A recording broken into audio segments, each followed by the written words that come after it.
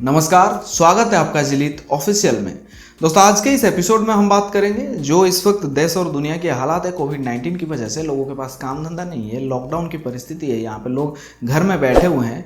तो जो लोग ईएमआई पे कर रहे थे यानी कि किस्त बैंक को दे रहे थे, अब वो कैसे देंगे। तो यहाँ पे 4-5 दिन पहले मैंने आपको बताया था कि आरबीआई ने बैंकों को यहाँ पे सलाह दिया है, बैंकों को, ग्रामीण बैंकों को, हाउसिंग फाइनेंस और नॉन बैंकिंग कंपनियों को 3 महीने तक ईएमआई यानी कि किस्त को रोकने की सलाह यहाँ पे आरबीआई ने दिया था। तो ऐसे में बैंकों ने यहाँ सोचा समझा और ग्राहक को थोड़ी बहुत राहत देने की बात की है। लेकिन दोस्तों, क्या सच में ये ग्राहकों के लिए राहत है?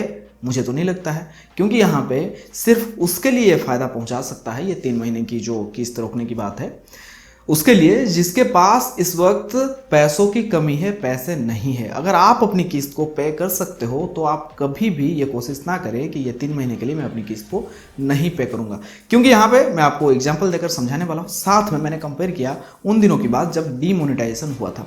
उन दिनों में भी हालात कुछ ऐसा ही था, लोगों के पास पैसे नहीं थे। तब का असर जो है अब तक लोगों को देखने को मिल रहा है। जो लोग जानते हैं वो समझ पा रहे होंगे मेरी बात को। मैं अगर वो बातें बोलता हूँ आपको तो यहाँ वीडियो काफ़ी ज़्यादा बड़ा हो जाएगा। इसी के साथ ही चलिए आज के इस एपिसोड में मैं आपको बताता हूँ आखिर कैसे ये आपके लिए नुकसान है। दरअसल बैंकों की ओर से भले ही आपकी ईएमआई को 3 महीने के लिए होल्ड कर दिया जाए, लेकिन इंटरेस्ट यानी कि ब्याज जो है वो नहीं रुकेगा, बल्कि जैसा चल रहा था वैसा ही चलेगा। मैं आपको एक छोटा सा एग्जांपल देता हूँ। 50 लाख रुपए की हम यहाँ बात करेंगे, सिर्फ बात करेंगे। मान लीजिए कि आपने 50 लाख रुपए का होम लोन 8.5% की ब्याज पर 10 सालों के लिए लिया है। तो इसके लिए आपको हर महीने ईएमआई 62,000 रुपए के करीब पे करना पड़ेगा।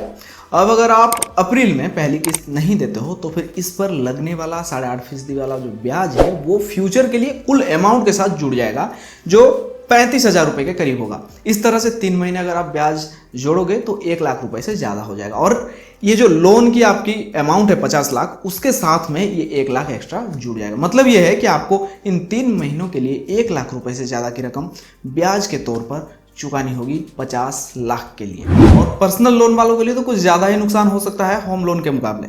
अगर आपने पर्सनल लोन लिया है तो आप पर ये नियम तो लागू होगा ही, साथ में ऑटो या होम लोन के मुकाबले पर्सनल लोन थोड़े महंगे होते हैं, आपको पता ही होगा।